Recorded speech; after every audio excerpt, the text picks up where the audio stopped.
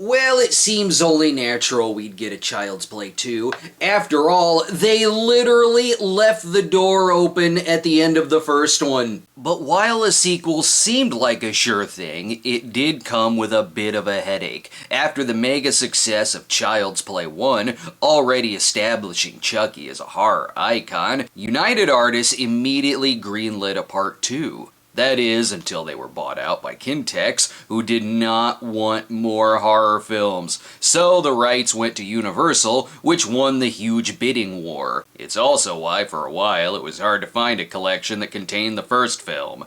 So Child's Play 2 was eventually made and released exactly 2 years after the first. Naturally, Don Mancini was involved, of course, plus the original's co-writer John Lafia directed the film, who would later go on to direct the Cujo meets Short Circuit film Man's Best Friend. In Child's Play, Chucky was burnt to a crisp, shot repeatedly, limbs missing, but thankfully, we can rebuild him. We have the technology and lots of free time. Clearly, the PlayPals Corporation realized that they could make a fortune putting this on eBay.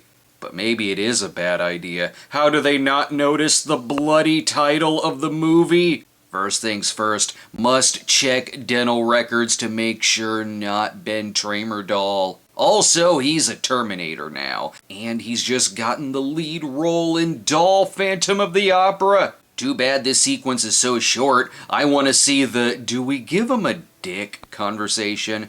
The company is on the right track. They recycled Jack Hartoonian's sign from Caddyshack 2. Because of the events of the first film, stockholders are very nervous about the PlayPals Corporation. You may be wondering where the other characters are, like Catherine Hicks and the police. Well, they explained that the cops denied everything and totally threw Andy's mom under the bus, so now she's in a mental institution. Officer Chris Sarandon is a dick. So obviously, to make the shareholders happy, they have to rebuild the evil doll, just like when the Jarts Company rebuilt the Jarts that went through my dead brother's skull. Personally, I think God is telling PlayPals Corp that they're not meant to be a company.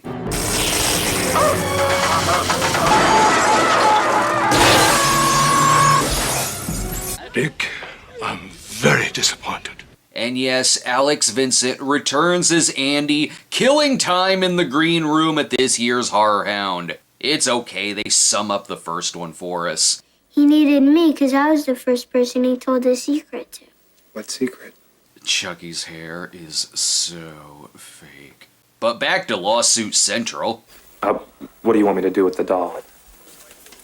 Stick it up your ass. I'll make sure that doll will fit. If I can fit a kid's sister doll, I can fit a good guy. Andy is at an orphanage, which, whoa, too many awesome actors for one scene. I think I know what's going on here. Garrett Graham and Jenny Agutter are waiting to adopt since she keeps losing her children once they turn 30. And Grace Zabriskie has dedicated her life to helping parentless kids since she lost her daughters, Laura Palmer and Susan Ross. As for Garrett, he's just crazy. There's always room for one more. What's that supposed to mean? Milknoff! After making sure this is not some kind of problem child situation, they take Andy to their home, after also making sure they don't accidentally kill the child only moments after leaving. There's just something about this that makes me feel like they're living in Halloween 4 Haddonfield. After taking Andy clothes shopping at Danny Torrance's store for horror kids, he has to learn the rules of his new foster home. It's been in my family for 3 generations. My grandmother gave it to my mother, and my mother gave it to me. Second rule, Andy, don't ask Mom what her accent is. He's also got a hot foster sister. Christina Elise plays Kyle, dressed to immediately be one of the bad kids in a McGruff short, if possible. Don't worry, Andy, everything is safe in this room and won't kill you, except for maybe the darts. Just a little dark humor there, Andy. That's the kind of house we are. You're over it, right, kid? Oh, almost forgot. Richard Fish forgot Allie's birthday and has to resort to giving her this hell doll. Luckily, he has all the files on Andy, but that doesn't mean we can't do a little prank calling. This is his Uncle Charles. Oh, stop it, Sheriff Brackett. This isn't that Haddonfield. He is going to immediately regret not going with Plan B, which was to rebuild him, but keep him safely in the Warrens' display case. Now park this piece of shit. And I see death didn't cure him of his rudeness. Or his value on human life. That'll teach him to keep a murder and kidnapping kit inside of his car. He picked the right night to do this. It's the most perfectly timed storm since Carrie told her mom she was going to prom. And there can be only one creepy doll in this house. Hi, I'm Tommy. Shut up, you idiot. Well, he gave Tommy the doll a more proper burial than Greg Gurman. That is insulting. But not only did Chucky break the statue, he also ate all the Reese's Pieces inside. I didn't do it. No Bart Simpson routines at the table, young man. Kyle is already a bad influence. Chucky may be trying to possess him, but she's a smoker, ew. Maybe it is time he put the whole evil doll thing to rest. Where we get this hilarious scene where Chucky has to remember the other doll's name. Hi, I'm Tommy, and I'm your friend to the end. Nice. I guess the Good Guy cereal was pretty good, and the cartoon was alright. I'm a fan of dolls again. Garrett Graham as Phil is one of my favorite parts of this. He's consistently grouchy and wants nothing to do with Andy and his whole doll trauma thing. Dinner! Come and get it. Whoa. Oh, damn orphan kids and stupid suburban old lady house with my crap job and dirty secrets. For Kyle. Think she'll like it? What do I know about teenage girls? That's not what I asked. Is there something you want to confess? And don't check in the other room either. Meanwhile, in Hollywood... Well, she's just acting perfectly normal at this image. You're gonna upset Phil!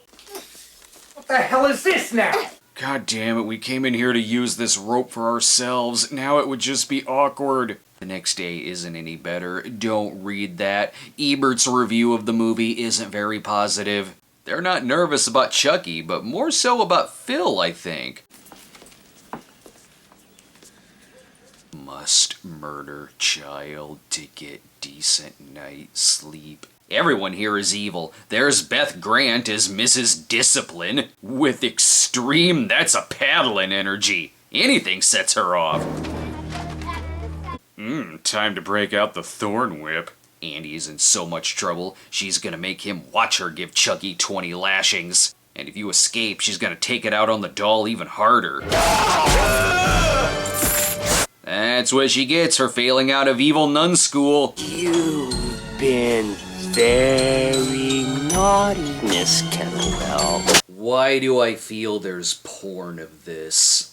Andy, did you murder your teacher with a yardstick? What have we told you about misbehaving? You know, at this point, it's on Phil for not just throwing that doll away when they found it. But whatever, let's give Tommy Jarvis a hockey mask for Christmas. Anyway, Kyle offers him a joint, but will he just say no? We'll find out after this commercial break.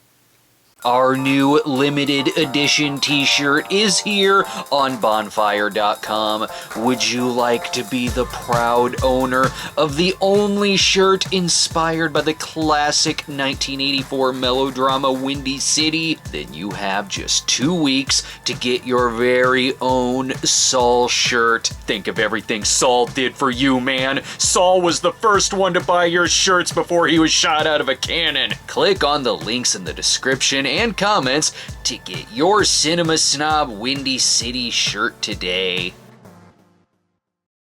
Now that we're back and everyone's super baked, it's time to admire the special effects, which are still marvelous in this film, except when you can tell it is clearly a child, oh wait, sorry Andy.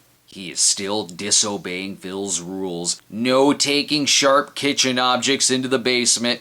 No committing crimes in front of old Chief Woodenhead. He will find and kill you. And no wrestling with serial killing dolls after 9 p.m. It will force me to get out of bed and give a shit. Sorta. What the hell's going on down?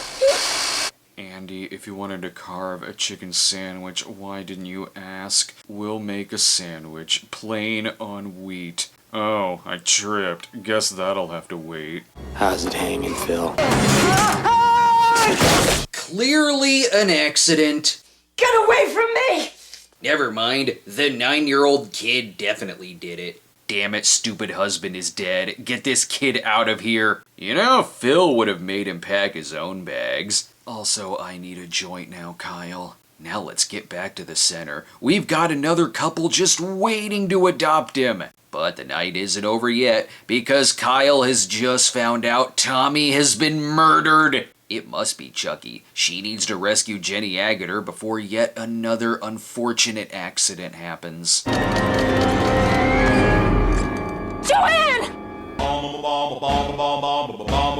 Damn it, Jenny Agutter and your spontaneous endings. Look, Chucky's more stressed in this one. He's working for two since he lost his partner Eddie Caputo. On second thought, Kyle is far too cool to kill off. She can be the new Eddie Caputo. Drive, bitch, drive. If I don't get out of this body soon, I'll be trapped in here.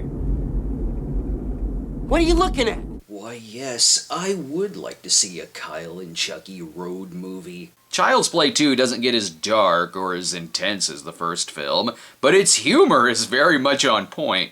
I love these things. What's your name, buddy? Chucky. Again. Nice. It's a short movie. She can escape rather quickly.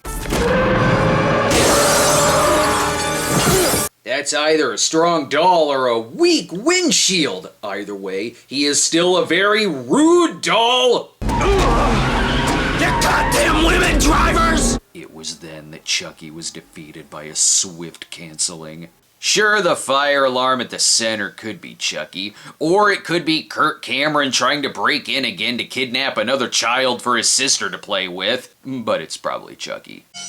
You did this, didn't you? He did it.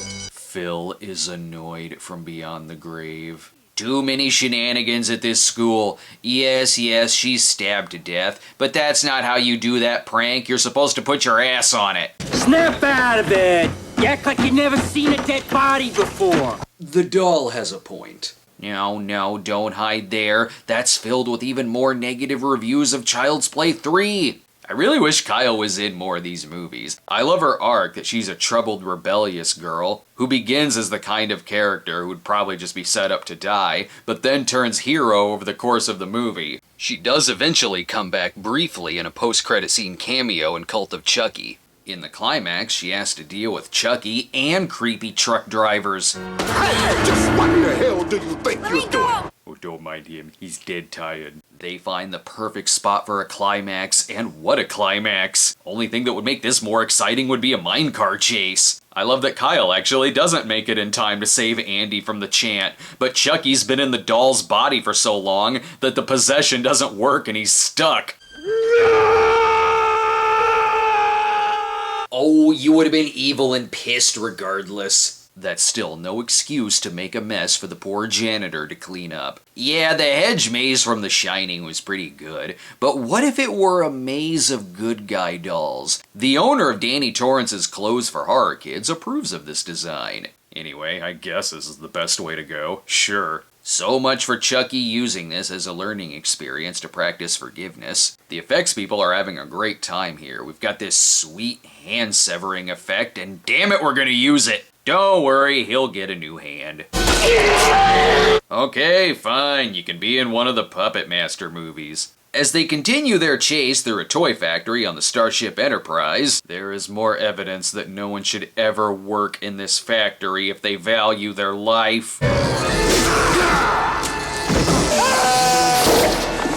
Connell Cochran's factory has better safety measures. And that's hardly the most dangerous thing here. Sure, the factory may look fun, but you can get scalded from just standing there. They don't really have to do anything. Just let Chucky loose in here and something will kill him besides Kyle and Andy. So what you're telling me is that Dr. No designed this factory, didn't he? Now they must get out of here so Kyle can throw him under the bus and send him to a mental institution. Again, don't be scared. There's plenty of things here that can kill him. Yes, semen from the Incredible Melting Man will do. Don't go near that. Some horrible alien knockoff will definitely jump out of whatever that is. He's clearly still alive, but they defeat him by putting air through his mouth and blowing up his head and out with his organs. Because this is all beta testing for the new Wonka factory. Also, he'll be back. Whew, we're just shocked that anyone can make it out of that factory alive. Where's home? Andy, I have no idea. Oh, I know where you're going. Kyle is gonna disappear, and Andy is gonna surgically transform himself into Justin Whalen to stay hidden. As for Chucky, in the alternate ending, he's immediately back, but in movie continuity, he'll have to wait till Andy's older to be resurrected. The main reveal here, though, is that this was in Halloween 2 Haddonfield, because that Michael Myers was the stunt coordinator. The reviews for the film weren't great, but it was successful enough for Child's Play 3 to be released only 9 months later. Of course, Child's Play 2 was a hit. It's very colorful and entertaining, and had a really memorable ad campaign. Sorry, Jack. Chucky's back. But too bad Chucky sold out to the Jack-in-the-Box Corporation! Perhaps the reviews would have been better if it were more like the novelization, where it was revealed that Chucky had a deadbeat dad and an abusive dwarf mother who he strangled to death and was then put in a special needs school. Saw it coming. Hard to believe we're in the 30th anniversary of this film. For the past 30 years, we have never trusted our My Buddy dolls and had recurring dreams of the Nightmare Good Guy doll factory. Not to mention looking under every bus you get on because there might be a killer doll on board somewhere.